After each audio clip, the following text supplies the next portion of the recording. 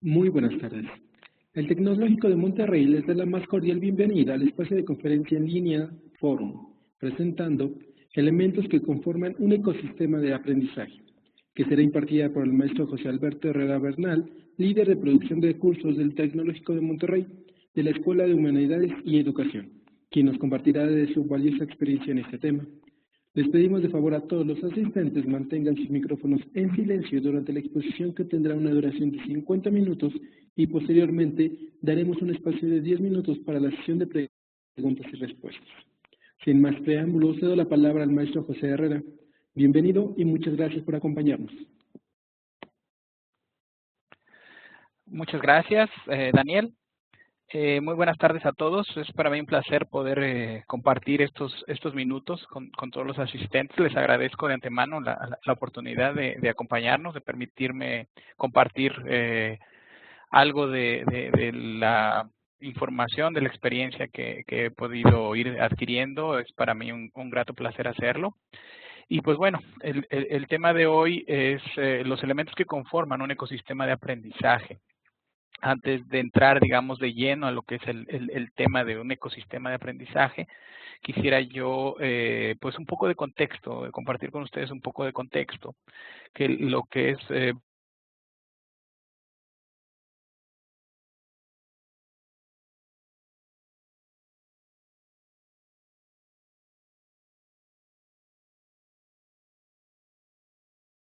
ahí está, ahora sí, ¿verdad? Ok. Un poco de contexto. ¿Qué es un ecosistema? Este término, pues tal vez desde nuestra educación básica, nosotros le hemos estado en contacto con él, con el concepto, ¿no? Recuerdo yo aquellas clases de biología, tal vez en donde fue de las primeras veces que escuchamos esta palabra, en donde pues prácticamente un ecosistema, desde ese punto de vista desde las ciencias naturales, se puede definir como una comunidad biológica donde interactúan diferentes tipos de organismos en su propio ambiente o su espacio físico, en donde hay una interacción continua de cada uno de estos elementos que lo van conformando, incluso y logrando un equilibrio entre todos ellos. Este ecosistema incluso puede tener su origen desde un pequeño átomo, muy chiquito, y cuando se van conjuntando se van conformando organismos más complejos, ¿no? Al crecimiento a moléculas, a células, huesos, seres vivos, y todo en conjunto, pues forman lo que es el ecosistema, ¿no? Esta relación de todos estos elementos permite un equilibrio y un adecuado funcionamiento del todo. Es muy interesante cómo la naturaleza se ha dado ese espacio para desarrollarse y poder permitir que todos estos organismos pluricelulares y muy complejos puedan tener un equilibrio y llevar una interrelación muy importante, ¿no? Así entonces, este término, al tomarlo de la parte de este campo, de esta área de las ciencias naturales, hay quienes lo han estado relacionando también con la parte del mundo de los negocios y las empresas y con la parte de la tecnología. Mucho de esto tiene que ver esa relación de diferentes componentes, diferentes elementos que logran ese equilibrio. Por ejemplo, en los términos en el negocio, en el medio empresarial, este término de ecosistema obedece a que se puede observar que es la red de compradores o proveedores, fabricantes o productores de servicios que se relacionan en un entorno socioeconómico que incluye un marco institucional y regulatorio. Las relaciones con el mundo natural, bueno, estos componentes, los compradores, los proveedores, están relacionados en su entorno. En el caso de la naturaleza, no sé, puede ser la selva, por ejemplo, ¿no? Todos los animales que habitan en la selva. Aquí es el entorno socioeconómico. Ese marco institucional, pues son las reglas que la propia naturaleza puede ir poniendo, donde se va habiendo una regulación entre los mismos seres vivos, ¿no? Y esto ahora es asociado, o desde hace tiempo es asociado en los negocios y en las empresas. Incluso los ecosistemas vistos desde este punto de vista, algunos autores los ven como que están conformados por 4 diferentes capas, en donde da lugar al gobierno y sus regulaciones, por ejemplo, todo el capital humano, conocimiento y los espacios que necesita el ser humano para realizar todas estas funciones de negociación y emprender y poner a funcionar empresas, todos los servicios e infraestructuras que necesitan esas empresas para poder funcionar, así como las condiciones financieras para el desarrollo de ellas. Todo esto son elementos, son componentes que guardan mucha relación y son componentes interdisciplinarios que en conjunto logran ofrecer un equilibrio a todo este ecosistema de negocios y de empresas. También, como les mencionaba hace un instante, en la parte tecnológica este término ha sido constantemente utilizado, en donde aquí el ecosistema está visualizado como un conjunto de soluciones de software que permiten respaldar, automatizar ciertas actividades y las transacciones de los propios usuarios. E incluso estos usuarios pueden estar, por ejemplo, asociados a un ecosistema empresarial. Es decir, este ecosistema tecnológico bien puede formar parte de lo que es la capa 3 del ecosistema de negocios y el medio empresarial, lo que son los servicios e infraestructura. Puede estar este ecosistema tecnológico dentro de esta capa. Es decir, los ecosistemas en algún momento son cosas muy globales que al interior se pueden subdividir en pequeños ecosistemas que van, con base en sus elementos, también al interior van dando un equilibrio, dando una relación de adecuado funcionamiento para el todo global del que forman parte.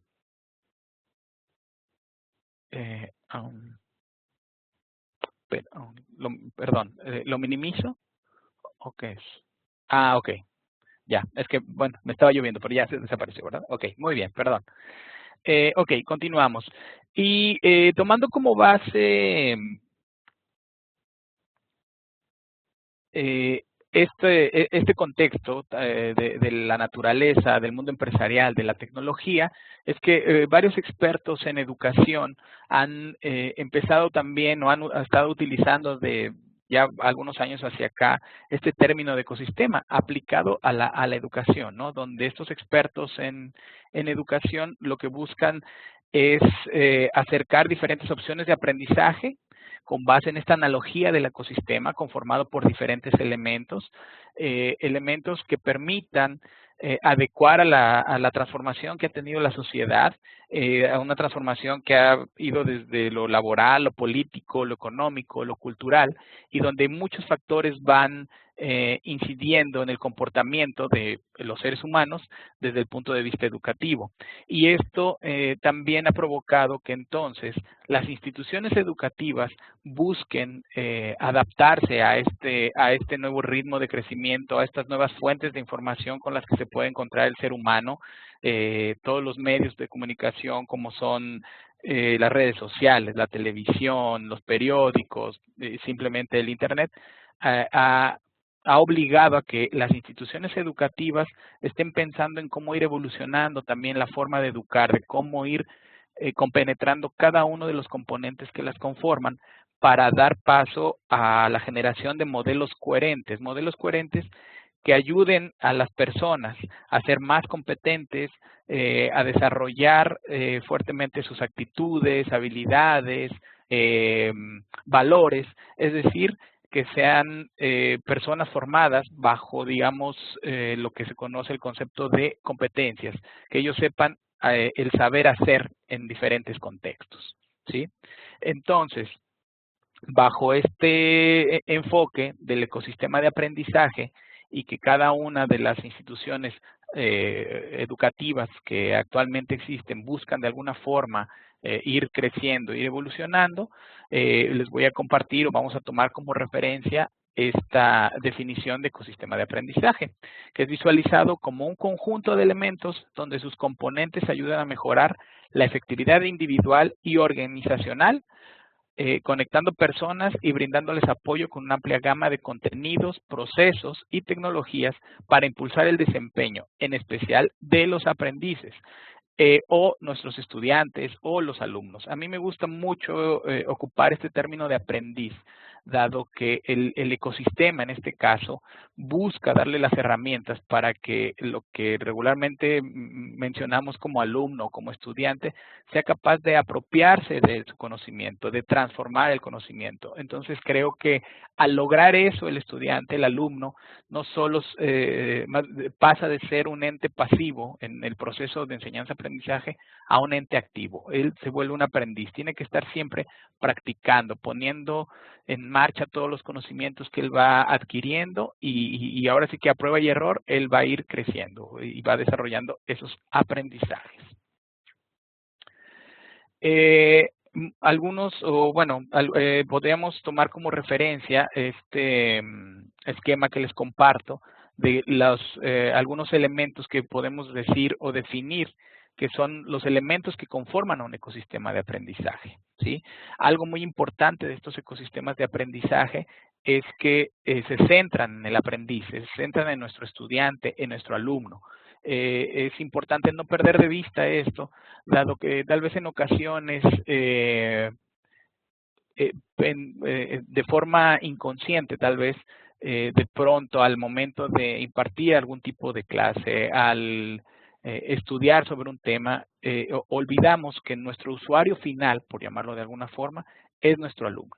Esto es muy importante en los ecosistemas de aprendizaje. No olvidar, no perder nunca de vista que lo más importante es nuestro aprendiz, nuestro alumno, ¿sí? Y bajo este marco, les comparto que el ecosistema de aprendizaje puede estar conformado por diferentes capas también, lo que es la gestión del talento, la calidad educativa, la gestión del conocimiento, redes de colaboración, el acceso a expertos, la estructura de aprendizaje, ¿sí? Pero ¿en qué consiste cada una de estas capas? Cada uno de estos elementos del ecosistema de aprendizaje. Bueno, en la gestión del talento, lo que permite la gestión del talento es que le da oportunidad a las personas que laboran en la institución de ser más eficientes y más productivos, buscar dentro de las instituciones educativas un crecimiento, un desarrollo propio, el permanecer vigentes al interior de la organización. Y esto, en consecuencia, como parte de un ecosistema, el beneficio primario que podría traer es que el alumno podrá estar muy bien preparado, dado que el personal que con él participa en las funciones tal vez de profesor, de tutor, de coach, está bien preparado para poder generar a un aprendiz competente. La calidad educativa, bueno, pues también está dentro de la parte, digamos, más concentrada que le toca a la institución educativa. Mantener un nivel educativo adecuado de acuerdo a las necesidades del contexto donde se encuentra la organización. ¿Esto qué quiere decir? Que las instituciones educativas, dependiendo el lugar tal vez físicamente en donde se encuentren, tienen que planear o tienen que garantizar que las formas de evaluar a sus alumnos, que las formas en que ellos practican o ponen en práctica su conocimiento, tiene que ser de acuerdo al contexto en donde ellos se van concentrando. Por ejemplo, aquí en la ciudad de Monterrey, o en el norte, mejor dicho, por ejemplo, en lo que es Monclova o Chihuahua, está toda la zona de minas, por ejemplo, ¿no? Entonces, mucho tal vez de los ingenieros pueden estar siendo preparados para poder ser capaces, los ingenieros químicos, por ejemplo, pueden estar ser preparados para que sepan hacer análisis químicos sobre ese tipo de contexto. Pero si nos vamos un poco más al centro del país, en la parte del Bajío, donde, por ejemplo, en Querétaro, que hay mucha industria, ahorita que está la aeronáutica, muchas de las instituciones educativas de esa zona, de esa región, han tenido que prepararse para ir ofreciendo y desarrollando alumnos con competencias que puedan permanecer o que puedan permitirles a ellos desarrollarse en este tipo de industria, como es la industria aeronáutica. Por tanto, la calidad educativa que cae en manos de la institución, pues es una exigencia hacia ellas en términos de cuidar la forma de evaluar, de mantener actualizados los contenidos que se comparten con los alumnos, las metodologías con las que se instruye a los alumnos para poder para poder garantizar que ellos están aprendiendo, que están desarrollando y apropiándose del conocimiento.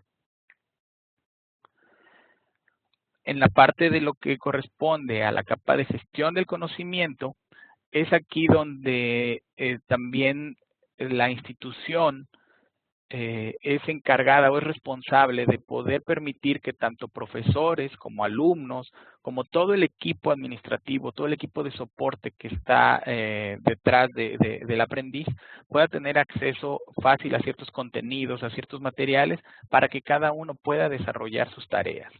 En el caso, por ejemplo, de aquí del TEC de Monterrey, si alguno de ustedes tuviese la oportunidad o se diese la oportunidad de ingresar a uno de nuestros posgrados, contamos, por ejemplo, en esta parte de gestión del conocimiento, contamos con varios repositorios importantes que les permitirían desarrollar esa profesionalización o ese ejercicio de profesionalización que estamos buscando con nuestros posgrados. Podrían tener acceso, por ejemplo, a la biblioteca digital, donde hay muchísimos journals o muchas revistas indexadas, donde ustedes pueden estar revisando y mantenerse actualizados, tanto para cosas que puedan ir haciendo en la práctica, en su práctica diaria, en su trabajo, en su contexto, o bien para ir cumpliendo con todas las actividades que se les van solicitando en cada una de las asignaturas que llevan en los programas de maestría.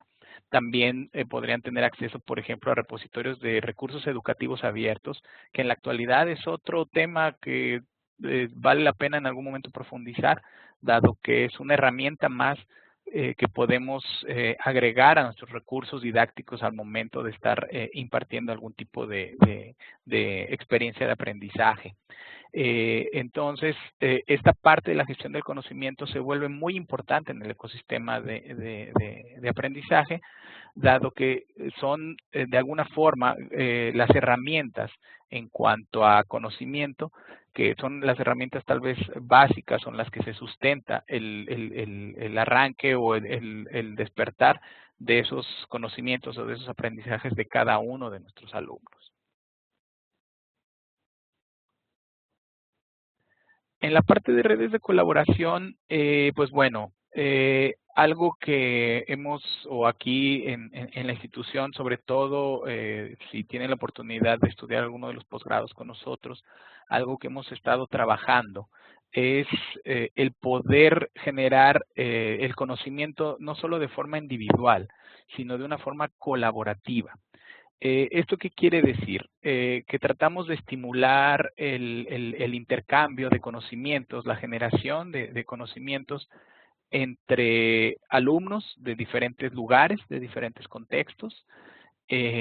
Incluso en nuestras maestrías, algunas cuentan con algunos convenios que permiten a los alumnos participar de forma directa o indirecta en algunos proyectos de investigación, sobre todo, en donde ellos pueden, a la vez que van avanzando en su maestría, van apoyando el desarrollo de algún proyecto de investigación con sus aportaciones. Y esto se hace con base en estas redes de colaboración. En ocasiones hay la oportunidad de hacer estas redes de colaboración de forma intrainstitucional o bien incluso internamente.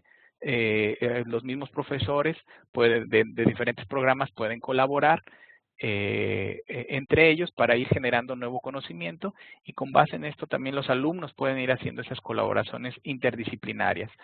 Un ejemplo, por ejemplo, de esto que tenemos hace un par de años, yo creo ya es, afortunadamente el TEC de Monterrey pudo cerrar o ganar un concurso, mejor dicho, con CONACYT, en donde por un lado se están haciendo investigaciones de todo lo que son energías renovables, energías limpias, desde el punto de vista completamente tecnológico, pero desde el punto de vista educativo, desde el punto de vista de este ecosistema de aprendizaje, se han estado generando algunas investigaciones en donde se está tratando de medir el impacto de lo que son algunos cursos que en el medio, si alguno lo ha escuchado, son lo que son los MOOCs. Estos cursos son cursos masivos, abiertos en línea, donde como parte de este convenio, el TEC tuvo la oportunidad de generar una serie de cursos de este tipo, donde el contenido como tal va enfocado algunos temas a lo que es todas las energías renovables, el cómo usarlas, el cómo entenderlas, y desde el punto de vista educativo se tuvo que generar un modelo para poder impartir esos cursos. Entonces, actualmente el TEC de Monterrey, en los programas de posgrado, específicamente en los de educación, está realizando investigaciones en torno a estos cursos, el impacto en el aprendizaje, los estilos de aprendizaje de las personas que interactúan con este tipo de cursos, algunas estrategias didácticas que se implementaron en estos cursos se están estudiando para ver el impacto en el desarrollo de conocimiento de los alumnos, de sus aprendizajes. Y mucha de esta investigación tienen oportunidad de hacerla nuestros alumnos, con guía obviamente de los profesores investigadores titulares de aquí de la institución, pero mucho del trabajo práctico lo hacen nuestros alumnos y con eso les vamos dando herramientas, les vamos fomentando a nuestros alumnos el cómo hacer ese intercambio de conocimiento. En este caso, de forma al interior de la institución, pero con base en la generación de redes de colaboración, diferentes perfiles, así como pueden ser profesores de educación media básica o profesores que ya están impartiendo en profesional, o bien perfiles donde están enfocados al área técnica o a las ciencias naturales, están colaborando con profesores que tienen o compañeros que están enfocados al área de ingeniería. Entonces, se hace una mezcla muy interesante en donde estos conocimientos y estas redes se van haciendo muy grandes. Entonces, se vuelve un factor muy importante las redes de colaboración en lo que es los ecosistemas de aprendizaje. Algo importante también que conforma a estos ecosistemas de aprendizaje es el acceso a expertos. ¿Qué pasa con el acceso a expertos? Bueno, pues son gente que tal vez tuvo la oportunidad de llegar antes que nosotros a alguna parte, ¿verdad? Y por tanto ir haciéndose de experiencia. Aquí la oportunidad que nos brindan los ecosistemas de aprendizaje es tener acceso a esas personas, trabajar en forma colegiada con ellos, hacer algún tipo de consultoría o que alguno de estos expertos funcione como un tutor y que sirva de guía para aquellos aprendices que pues poco a poco van adquiriendo ciertas competencias, van adquiriendo nuevo conocimiento y se ven en la necesidad de transformarlo, de adaptarlo a sus necesidades, ¿no? Respecto a otro elemento que es a otra capa del ecosistema de aprendizaje, como es la estructura de aprendizaje, aquí es tal vez en donde más elementos se pueden reflejar de forma tangible, de forma práctica, al momento de estar hablando de un ecosistema de aprendizaje. ¿Por qué? Porque en esta capa o en este lugar del ecosistema de aprendizaje, que es la estructura de aprendizaje, es donde se encuentran los programas académicos, los programas analíticos, en donde se especifica vía texto, vía cosas tangibles, qué habilidades, qué conocimientos, qué competencias van a desarrollar nuestros aprendices, implican o dejan claro de qué forma las personas que lleguen a estudiar o a tomar algún tipo de grado pueden capacitarse y certificarse en ese grado que están estudiando. Es la parte tal vez que estamos más acostumbrados a hacer tangible del ecosistema de aprendizaje, ¿no? Lo que es la parte de los modelos educativos, las estrategias didácticas. Y tomando en cuenta eso, voy a profundizar un poquito aquí en esta capa. Lo que es la estructura de aprendizaje nos permite, como individuos inmersos en esta dinámica, poder detectar o saber detectar cuáles son los elementos que le va a permitir a mi alumno desarrollar mejor sus competencias. ¿Qué estrategia didáctica, qué recurso didáctico me puede dar mejor resultado? Y pues bueno, aquí una forma de poder hacerse más sensible a ese tipo de requerimientos, de necesidades de nuestro aprendiz, es, por ejemplo, por medio de alguno de nuestros posgrados. En la maestría en educación, por ejemplo, tenemos una acentuación de procesos de enseñanza-aprendizaje.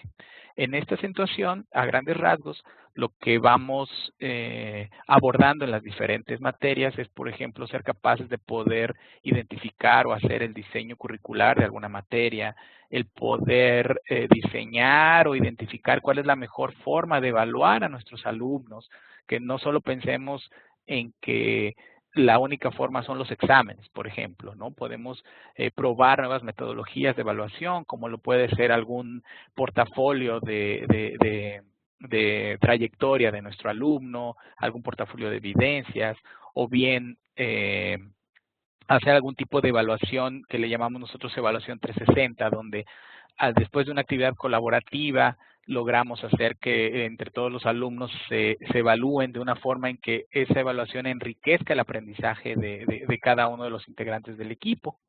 Entonces, con estas materias como el diseño curricular, evaluación del aprendizaje, desarrollo de programas basados en competencias, estas materias dentro de nuestros posgrados les va dando a nuestros alumnos esas herramientas para poder ir tal vez actualizando, manteniendo viva o dando nuevos impulsos a su desempeño docente frente a su grupo. Además, también dentro de los conocimientos que tratamos de compartir con ustedes cuando son alumnos de nuestros programas, en este caso, por ejemplo, en el de la maestría en tecnología educativa, tratamos de ir impulsándolos, dándoles las herramientas para que puedan también identificar cuáles son las mejores tecnologías que podrían ir incorporando a su práctica docente, de qué forma las pueden incorporar, y también incluso evaluar esas tecnologías para ver si están ofreciendo o les ofrecerán los resultados que ustedes esperan en referencia al alumno, ¿no? Al que están impartiendo. Básicamente, por ejemplo, algo que a mí me ha gustado mucho estar ocupando en los últimos años al impartir mis clases es, por ejemplo, este tipo de herramientas, las web conference, donde el alumno, aunque estamos en línea, no pierde esa sensibilidad de sentir que el tutor o el profesor está cerca de él, ¿no? Y además hay veces que incluso ayuda a poder resolver más rápido algún tipo de duda o dar algún tipo de orientación. Finalmente también existen muchos, por ejemplo, muchos simuladores que a los alumnos les puede permitir, si no por alguna razón no tienen la oportunidad de ir al campo a hacer alguna prueba o ahí en los salones de clase, bueno, podrían intentar con algún simulador ejecutar algún tipo de ejercicio que les dé la idea de lo que pueden encontrar ellos en la vida real. Incluso les quiero compartir el caso. El año pasado, justamente a finales del año pasado, tuve la oportunidad de acompañar a varios de mis alumnos en sus exámenes de grado, y una de ellas, de mis alumnas, da clases en lo que es una telesecundaria. Y la forma en que ella tuvo o eligió para poder titularse del posgrado de la maestría, del posgrado en educación, perdón, fue la modalidad de portafolio de trayectoria. Entonces, algo que me viene a la mente y se me quedó muy grabado es que al final de su examen, uno de los sinodales le preguntaba, ¿no? Que qué le había dejado esa experiencia o el poderse graduar de esa forma, con ese instrumento. Y ella comentaba que de las cosas principales que le dejó el uso de este instrumento para su propia evaluación fue poderlo implementar con sus alumnos, que en una telesecundaria a veces es difícil tener acceso a cierto tipo de recursos didácticos o de cierta infraestructura, y que el portafolio para ella, al llevarlo a la práctica con sus alumnos, le fue muy útil para poder conocer otros aspectos de sus alumnos, otros aspectos de cómo estaban aprendiendo sus alumnos. Entonces, algo que puede ser importante para ustedes en dado caso que puedan y se den la oportunidad de estudiar un posgrado, es esto, probar nuevos recursos, nuevas formas de enseñar, nuevas formas de evaluar.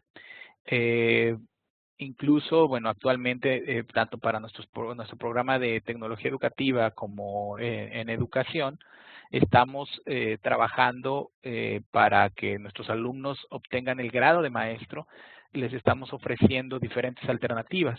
Anteriormente solo estaba la modalidad, digamos, de tesis, que era el poder desarrollar una investigación con todos los pasos que esto implica, generación de un marco contextual, un marco teórico, metodología y aplicación de instrumentos, análisis de resultados, etcétera, y con el objetivo de poder permitir a nuestros alumnos profesionalizarse en su labor diaria. Bueno, pues se generaron nuevas modalidades de titulación, además de la tesis, lo que es la vinculación y lo que es, se me fue el nombre de la otra, no, de las formas de titulación se me fue ahorita, es tesis, vinculación, intervención y lo que es el portafolio. Entonces, cada una de estas formas, ya dependiendo la que seleccione nuestro alumno, les permite a ustedes aplicar el conocimiento adquirido durante la maestría de diferentes formas. Por ejemplo, un proyecto de intervención es algo que ustedes van a poder mejorar en su contexto real, en su contexto que están trabajando día a día. Es un proyecto que les va a permitir ver volver tangible ese conocimiento que tal vez a lo largo de los semestres, en las materias que van tomando en el posgrado, les permite ver cómo van mejorando, cómo van ejecutando esa mejora continua en su trabajo diario. ¿Y esto qué va a lograr? Pues mejorar ese ecosistema de aprendizaje en el que ustedes pertenecen, en el que ustedes son un elemento muy importante, ¿sí? Entonces, algunas características que no hay que perder de vista de los ecosistemas de aprendizaje justamente es que tienen que ser centrados en el aprendiz, que además los ecosistemas son parte individual y parte social, lo que les mencionaba. Cada uno de los integrantes de estos ecosistemas van desarrollando sus competencias, van desarrollando sus aprendizajes de forma individual, los van reflexionando, los van adaptando, pero también es muy importante cómo se van enriqueciendo de todo lo demás que los rodea, personas, infraestructura, todo esto les permite ir evolucionando como individuos y como un todo, ¿sí? Es también muy importante dentro de los ecosistemas de aprendizaje la organización, la institución para la que ustedes laboran. El ir evolucionando como individuos y como equipo de trabajo también permite que la institución en la que se encuentran pueda ir evolucionando. Algo que como alumnos del TEC de Monterrey tratamos justamente es eso, compartirles el cómo vamos, la influencia que tiene la organización. Tratamos de fomentar en ustedes el ser emprendedores, el ser innovadores, el siempre no tener miedo a equivocarse, sino más bien ver el error como una oportunidad de aprender y mejorar. ¿Sí? Entonces, esta característica es muy importante en nuestros ecosistemas de aprendizaje. Siempre pensar en cómo voy a poder crecer en función de la institución y la institución cómo crece en función mía. Es un equipo de trabajo. Los ecosistemas de aprendizaje también es importante verlos como una caja de herramientas expandida de recursos. Todos estos elementos como pueden ser los tipos de evaluación, las herramientas tecnológicas que yo pueda incorporar, las estrategias didácticas como tal, no importa si se usa tecnología o no se usa tecnología, sino cómo la implemento en mi aula, cómo la implemento al estar compartiendo algún tipo de capacitación, etcétera. Es ver que es un mundo inmenso de posibilidades en donde una adecuada combinación va a lograr finalmente en el aprendiz que él pueda desarrollar algún tipo de conocimiento. Incluso los ecosistemas de aprendizaje pues cuentan con algunos elementos que se pueden contemplar como parcialmente gestionados y parcialmente autodirigidos. ¿A qué se refiere gestionado? Bueno, puede ser simplemente las asignaturas que cada uno de nuestros alumnos tiene que tomar para poder acreditar algún ciclo escolar o para poder acreditar algún módulo, algún algún requerimiento pues que él necesite, pues bueno, finalmente eso es gestionado. Nosotros como institución, puede ser que la institución tenga un control, tiene que cumplir con ciertos pasos el alumno para poder certificarse, pero también la parte autodirigida es que el alumno en estos ecosistemas de aprendizaje es dueño de cómo va él aprendiendo, de cómo él va eh, avanzando incluso en su aprendizaje. Él tiene la oportunidad de decidir qué tanto quiere profundizar en un tema o qué tanto tiene que reforzar algún tema que él mismo sienta que le está costando trabajo. Algo que también en la actualidad, por las circunstancias tal vez de nuestra sociedad actual, provoca o motiva en los ecosistemas de aprendizaje es que tiene que ser un ecosistema adaptable, ¿no? Hace unos años la educación tradicional la escuchábamos o lo veíamos como algo normal, ¿no? Donde el profesor es el que se la pasa explicando a los alumnos escuchan, toman nota y después simplemente iban y presentaban un examen, tal vez cuando viene algún tipo de maqueta, algún otro proyecto que de alguna forma representara el conocimiento adquirido por el alumno. Al paso del tiempo, estos ecosistemas de aprendizaje han empezado a entender o han entendido que la figura del profesor pasa a ser más bien una figura como de coach, como de tutor, y donde el aprendiz, el alumno, toma un rol más activo, un rol en donde él tiene que decidir lo que quiere aprender, el cómo lo quiere aprender y más tarde el cómo lo quiere transformar y compartir. Entonces, estos ecosistemas de aprendizaje, este concepto de ecosistema de aprendizaje es adaptable, se tiene que ir adaptando de acuerdo a las necesidades del contexto. Y por tanto, pues va a ir evolucionando respecto al tiempo, ¿no? Tanto surgen nuevas tendencias educativas, no sé si hay por ahí alguien ha escuchado, por ejemplo, tendencias como la gamificación, por ejemplo, que son tendencias que actualmente de una u otra forma se están aplicando en los diferentes niveles educativos, las tecnologías, ¿no? Cada vez más hay, por ejemplo, están las tecnologías emergentes, o bien se están trabajando proyectos en donde la realidad virtual se vuelve un factor importante para poder acercar al alumno a que aprenda de otra forma, ¿no? Entonces, hay que ir evolucionando, los ecosistemas de aprendizaje tienen que ir creciendo, cuidando que este ecosistema de aprendizaje siempre sea expansivo, siempre sea holístico, sea capaz de ver el todo, ¿sí? En donde ese todo implique el conocimiento, implique el saber hacer, implique los valores y las actitudes de los aprendices y de cada uno de los componentes que lo conforman, para que la preparación que tengamos como individuos, como seres humanos, sea completa.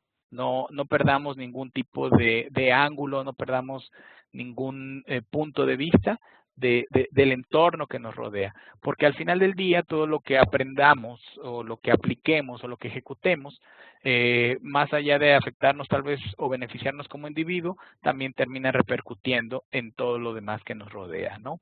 Tanto seres humanos como la propia naturaleza. Así entonces, pues bueno, digamos que una forma de resumir y que esto fue este pedazo de frase que tomé, fue a la hora de estar revisando los materiales para preparar esta presentación.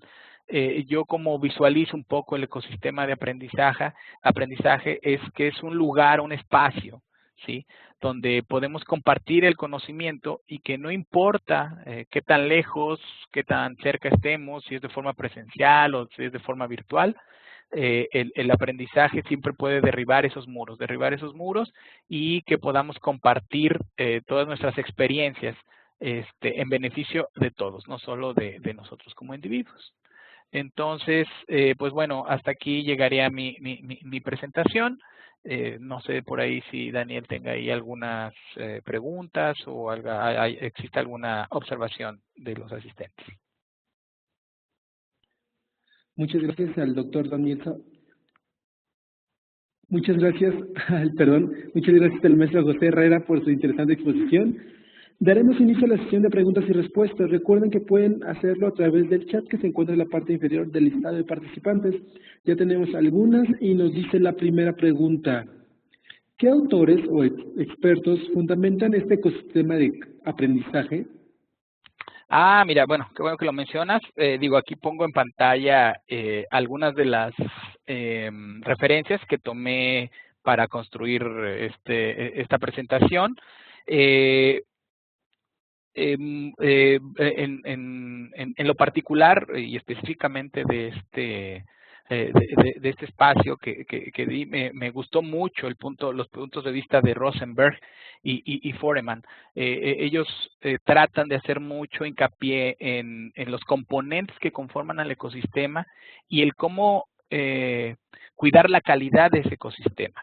También alguien que hace unas reflexiones muy interesantes es Freire. Incluso si tienen la oportunidad pueden buscar por ahí, es una charla que dio para TED, en donde él aborda un poco este tema o mucho este tema de los ecosistemas de aprendizaje, y él hace mucho hincapié en esta parte de derribar esos muros, de tener siempre presente que el ecosistema de aprendizaje es el todo en función del aprendiz, que no perdamos de vista esa parte. Muchas gracias. Y nos viene otra pregunta y nos dicen, ¿cómo cambiar el chip donde una sociedad está regida por un estatus de examen como evaluación máxima? Bueno, mira, algo que nos ha funcionado aquí en el TEC de Monterrey es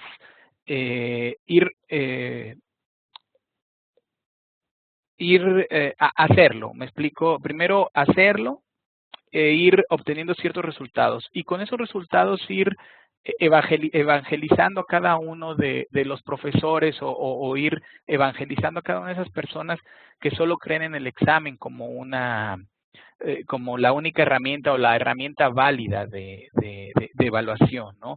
Algo que los posgrados en educación te dan la oportunidad es de que puedas conocer diferentes formas de evaluar al alumno. Y ya cuando las vas conociendo, también pues te vas sintiendo más seguro de cómo manejarlas. Y al irlas manejando, pues las llevas a la implementación, y al ver los resultados, creo que poco a poco esos resultados demuestran o irán demostrando a las personas que sean un poco cerradas que hay otras formas.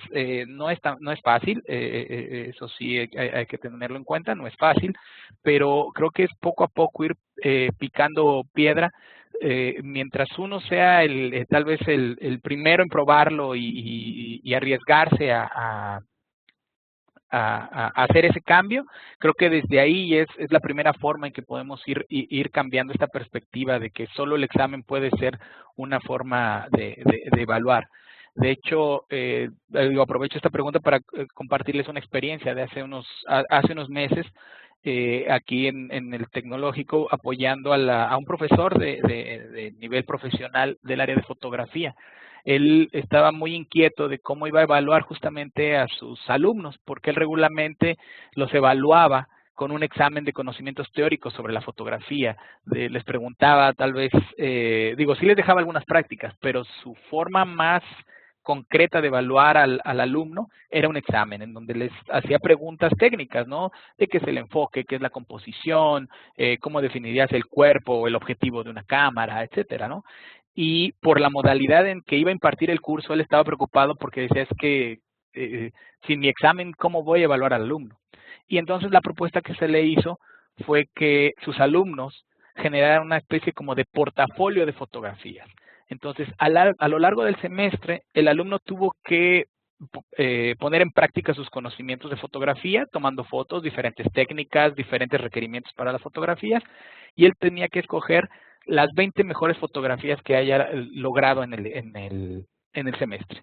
Y de esas 20 fotografías, al final, él tenía que escoger como alumno la que le parecía mejor de sus 20 fotografías.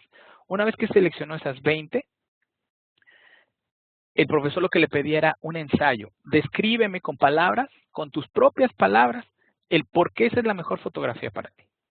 Y entonces, el alumno con base en ese ensayo iba describiendo de forma técnica, pues mi fotografía, esta fotografía la considero que es la mejor porque el enfoque que pude dar, la composición y en términos de la apertura del lente, o sea, no sé qué tan consciente pudo haber sido el alumno, pero él solito fue poniendo esos términos técnicos que el profesor quería saber que el alumno era consciente de que lo había hecho, ¿sí? Y entonces ahí fue cuando el profesor también se dio cuenta o fue más consciente de que había otras formas de evaluar. Entonces, como les decía en un principio, creo que la primera forma de cambiar ese chip es que cuando nosotros tengamos la oportunidad, tomemos el riesgo y veamos esas nuevas alternativas en las que podemos evaluar al alumno y sobre todo evaluar sus competencias, que no sean simplemente evaluaciones cuantitativas. Es muy importante también aprender a evaluar al alumno de forma cualitativa, el cómo hace, el cómo ejecuta, el cómo él está transformando el conocimiento que le estamos compartiendo. Lo siguiente nos dicen, ¿cómo implementar un ecosistema de aprendizaje innovador ante un contexto institucional conservador? Mira, una idea a mí que se me ocurre, justamente esto me recuerda a una de mis alumnas también del año pasado, que me planteaba una situación similar, sobre todo al momento de ella querer implementar algunas cosas en la escuela para poder lograr su grado. En aquel momento la sugerencia que le di es, podemos empezar creo que en un contexto muy local, es decir, dentro del aula, pues finalmente tú eres quien impartes la clase, quien imparte el tema, quien lo conoce, quien convive con tus alumnos.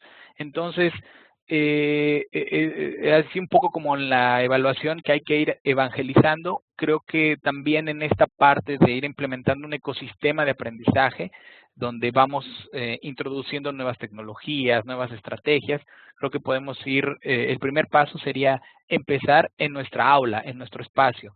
También tomar ese riesgo, así como en la evaluación, tomar ese riesgo de ir implementando nuevos recursos, nuevas herramientas que despierten el interés en el alumno para que él sea el que vaya aprendiendo. Y tal vez poco a poco, ahora sí que esto se vuelve un poco como aquella frase de hasta no ver, no creer.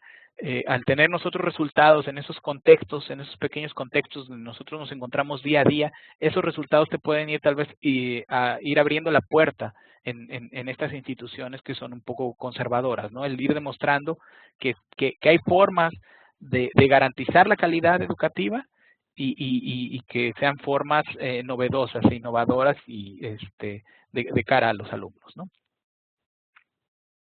Gracias, vamos con la siguiente y nos dice, ¿podríamos entender lo mismo por ecosistema, clima o ambiente de aprendizaje?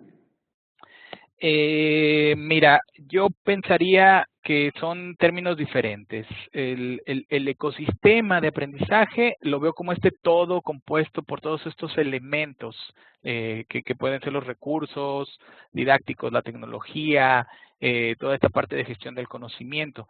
Y un ambiente de aprendizaje yo lo veo como más bien aquello que generas dentro de tu aula. Por medio de todos estos recursos, el cómo los aplicas, el cómo generas tus secuencias didácticas, te ayudarán a tener un buen o un mal ambiente de aprendizaje, ¿sí? Pero al final, ese ambiente de aprendizaje se vuelve una parte de ese gran ecosistema al que perteneces, ¿no?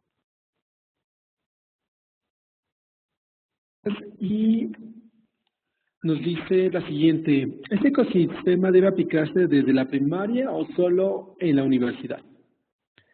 Yo pienso que es posible aplicarlo no solo desde la primaria, sino incluso desde niveles más menores, desde lo que es preescolar. El ecosistema de aprendizaje creo que no tiene límite en cuanto a edad o nivel de estudios.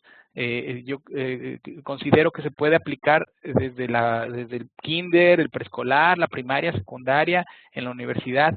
Todo depende de cómo vayamos gestionando el tipo de recursos que vayamos ocupando. Digo, un ejemplo en la práctica, yo les puedo decir que, por ejemplo, ahorita mi niño de 6 años, 5 años, casi 6, está por salir del kinder. y en su ecosistema de aprendizaje que él tiene, incorporan sus profesores muchos de estos elementos, estrategias específicas para enseñarle ciertos temas, tecnología, la gestión del conocimiento. Él tiene acceso, por ejemplo, a una herramienta vía internet en donde puede estar haciendo actividades de razonamiento lógico, y pues finalmente su ecosistema es a ese nivel educativo, ¿no? En primaria existen otras herramientas, en la universidad tal vez lo único que va cambiando respecto al nivel académico en donde se visualiza el ecosistema de aprendizaje puede ser la complejidad del ecosistema o bien el tipo de recursos, ¿no? O ya cosas más robustas de acuerdo a las necesidades de nuestro sujeto, de nuestro usuario, que es el aprendiz, ¿no? Vamos con la que sigue y nos dice, me gusta mucho esta visión de proceso de aprendizaje holístico. Creo que tiene que ver también con la atención a la diversidad y a la educación para todos, rompiendo las barreras para la participación de todos. Por lo tanto, ¿qué sería central para poner en práctica esta forma de aprendizaje con colaboración como un verdadero ecosistema de aprendizaje? Creo que un buen punto de partida de esto es ser capaces de reconocer que nuestro alumno es autosuficiente. En el grado que podamos identificar esta parte, nosotros como profesor vamos también a darle más poder a él, poder en el buen sentido, poder en el sentido de que él se vaya siendo consciente de cómo va aprendiendo o qué es lo que tiene que aprender de acuerdo a sus necesidades. Y también creo que algo importante para lograr estos ajustes, este inicio de transformación, es también esa visión que como profesores podamos tener. Nosotros también como profesores, creo que como profesores y como institución, tenemos que permitirnos dar el paso de convertirnos en guías. Yo lo asocio, valga la comparación, un poco con lo que es esto de la película o la saga de Guerra de las Galaxias, ¿no? Cada uno de los maestros Jedi es un guía para cada uno de los aprendices, de los Padawan.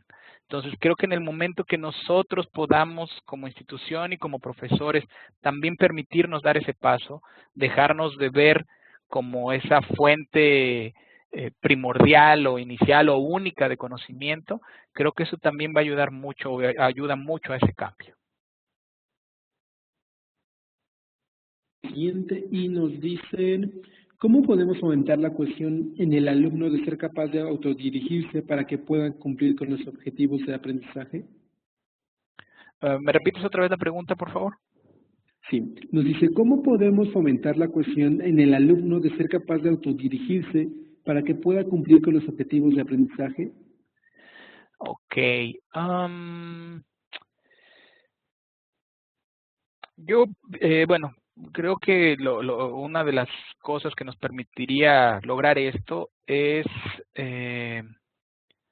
volver responsable al alumno de él mismo.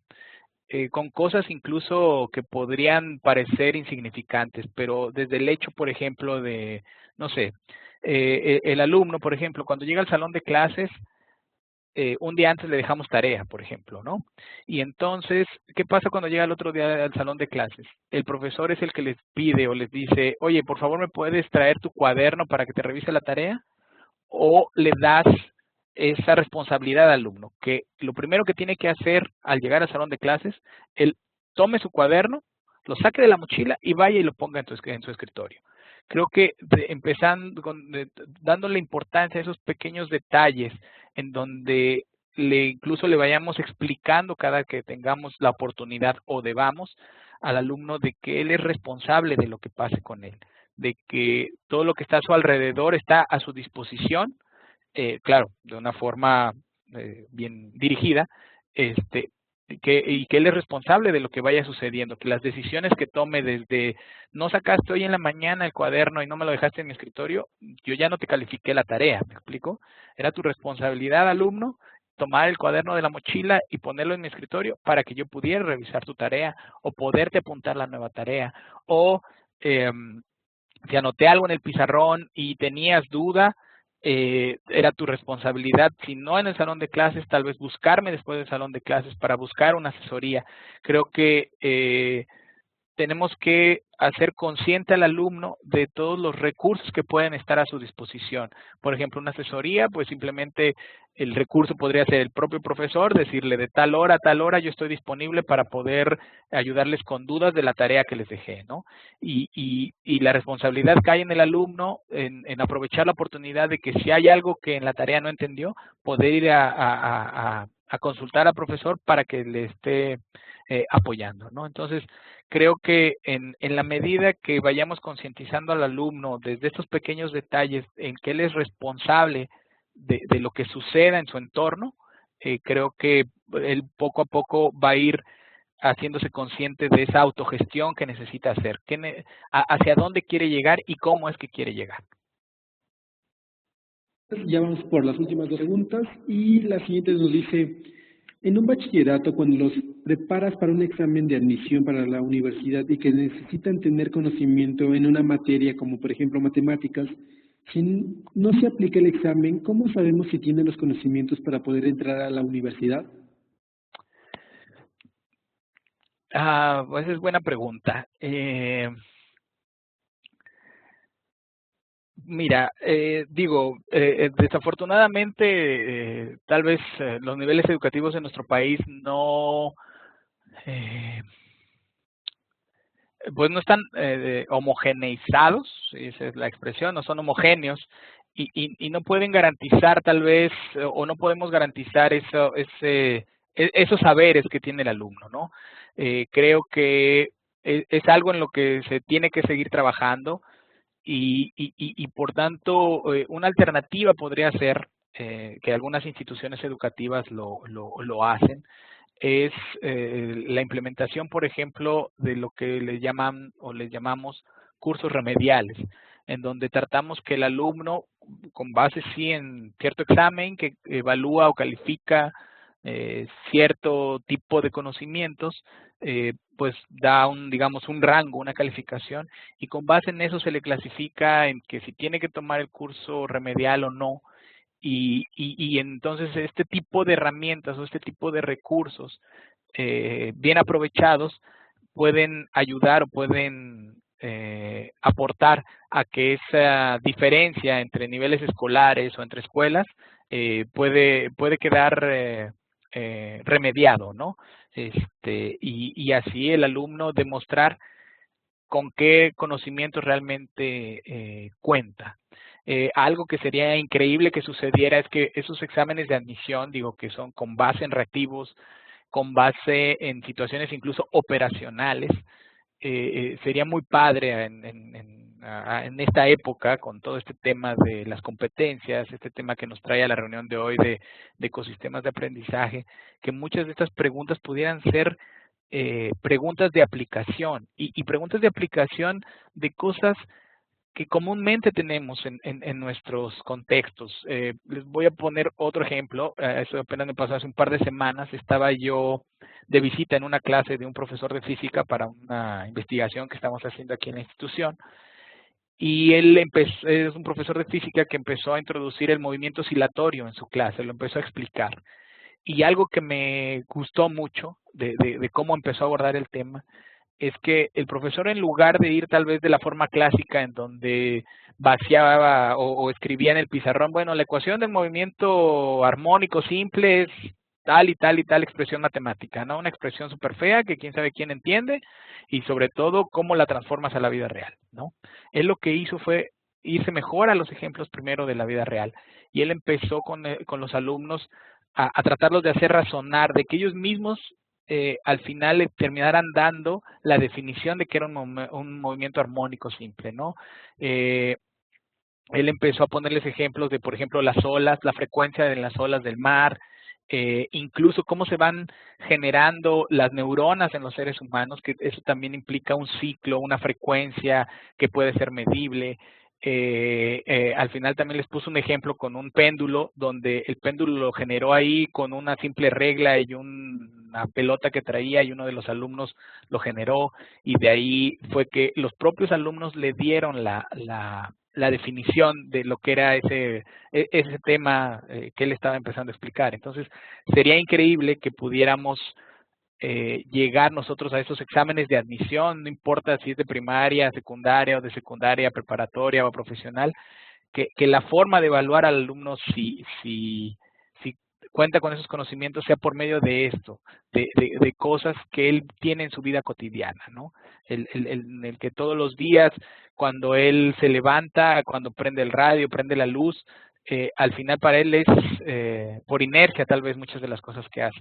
Y sería muy padre que con base en ciertas explicaciones que él pudiera generar nos demostrase el tipo de conocimiento o el grado de conocimiento que tiene de un tema. La última pregunta y nos dice, ¿la SEP actualmente se encuentra preparada para poder transformar la formación académica a partir de ecosistemas de aprendizajes exitosos? ¿Otra vez, perdón? ¿La SEP actualmente se encuentra preparada para poder transformar la formación académica a partir de ecosistemas de aprendizajes exitosos? No lo sé si la SEP, pero yo también no dejaría en manos de la SEP si el sistema educativo está preparado para transformarse o no. Yo más bien invitaría a que los que conformamos este sistema educativo, los profesores, aquellos profesores que tienen la oportunidad de trabajar en instituciones incorporadas a la SEP, se convirtieran en agentes de cambio, que ellos fueran los que provocaran que la SEP estuviera preparada para poder transitar a este paso de ecosistemas de aprendizaje, al desarrollo de competencias, al formar personas de una forma completa, ¿no? No solo si saben la teoría, sino y tampoco no solo la práctica, sino el saber cómo impacta esa teoría, el saber cómo impacta ese saber que ellos, cómo afecta a su entorno. Yo más bien me inclinaría porque cada uno de nosotros como responsables de impartir de alguna forma una clase, un curso, una charla, nos volvamos agentes de cambio y poco a poco vayamos permeando lo que esté a nuestro alcance para ir preparando mejor a los muchachos, no importando el grado educativo en el que nos encontremos, ¿no? Algo que le repito mucho a mis alumnos cuando tienen la oportunidad ya de graduarse y terminar el posgrado es justamente eso, que justo el día que terminan el examen les digo, bueno, una cosa que si te digo es que a partir de ahorita, uno, tienes ya derecho a festejar todo el día si quieres, pero lo segundo es que ahora eres más responsable, tienes mayores responsabilidades porque al ser un maestro en educación o al ser un maestro en tecnología educativa, tienes la ardua tarea o la gran responsabilidad de compartir todo este conocimiento, de ir preparándote mejor, seguirte preparando para que a los alumnos que te toque preparar, ellos también puedan irse preparando mejor. Entonces, regresando a la pregunta, te digo, yo pensaría que más bien no dejar en manos de que a ver si la institución actúa o cómo actúa la institución. Creo que a veces nosotros, los que integramos a la institución, tenemos que convertirnos en esos agentes de cambio y por tanto impulsar a que la institución o la organización se vaya transformando. Agradecemos de nueva cuenta al líder de producción de cursos del Tecnológico de Monterrey, de la Escuela de Humanidades y Educación, el maestro José Alberto Herrera Bernal, por su valiosa participación en Fórum, y a cada uno de los asistentes por su atención a esta conferencia. Esperamos haya sido de su especial interés. Los invitamos a estar pendientes de nuestros próximos eventos. Que tengan una excelente noche. Hasta pronto. Muchas gracias a todos.